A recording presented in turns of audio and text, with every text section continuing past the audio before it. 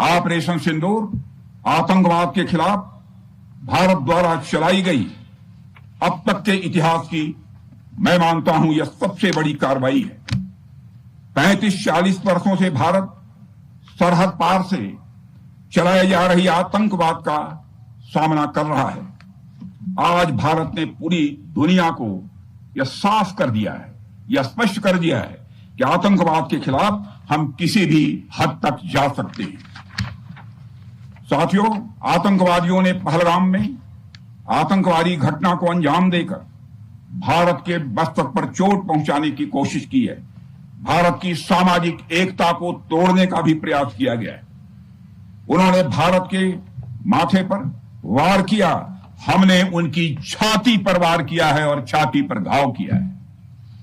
पाकिस्तान के जख्मों का इलाज इसी बात में है कि वह भारत विरोधी और आतंकवादी संगठनों को पनाह देना बंद करे और अपनी जमीन का इस्तेमाल भारत के खिलाफ किसी भी सूरत में न होने दे। साथियों, आपको याद होगा कि लगभग 21 साल पहले स्वर्गीय अटल बिहारी वाजपेयी जी के सामने इसी पाकिस्तान ने इस्लामाबाद में डिक्लेरेशन किया था कि अब उनकी धरती से आतंकवाद एक्सपोर्ट नहीं किया जाएगा। मगर पाकिस्तान ने भारत को धोखा दिया है, पाकिस्तान ने भारत को छला है और आज भी वह धोखा दे रहा है।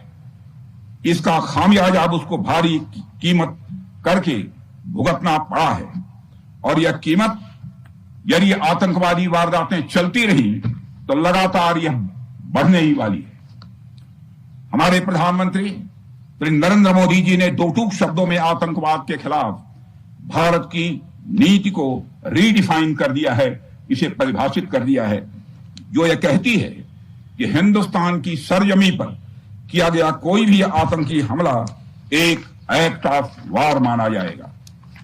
दोनों देशों में जो अंडरस्टैंडिंग बनी है फिलहाल वह इसी बात को लेकर है कि सरहद पार से कोई बेजा हरकत अब नहीं की जाएगी।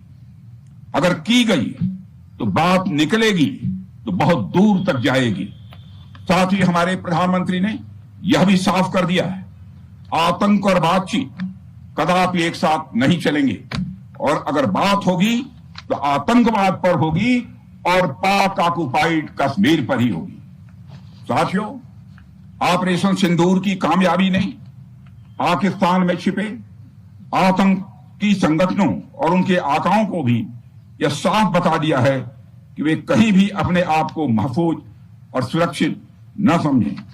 अब वे हमारे बहादुर भारतीय सेनाओं के निशाने पर हैं।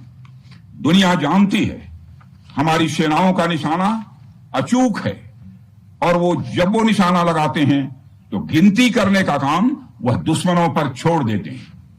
साथियों, आज आतंकवाद के खिलाफ भारत की प्रतिज्ञा कितनी कठोर है इसका पता इसी बात से चलता है कि हमने उनके न्यूक्लियर ब्लैकमेल की भी परवाह नहीं की। पूरी दुनिया ने देखा है कि कैसे गैर जिम्मेदाराना तरीके से पाकिस्तान द्वारा भारत को अनेक बार एटमी धमकियां दी गई हैं। आज श्रीनगर की धरती से मैं पूरी दुनिया के सामने यह सवाल उठाना चाहता हूं कि क्या ऐसे गैर जिम्मेदार और रोग नेशन के हाथों में परमाणु हथियार सुरक्षित हैं? मैं दुनिया के सामने यह सवाल खड़ा करना चाहता हूं।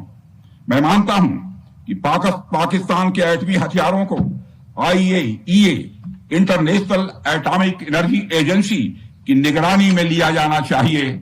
मैं यह कहना चाहूंगा और साफ तौर पर कहना चाहूंगा।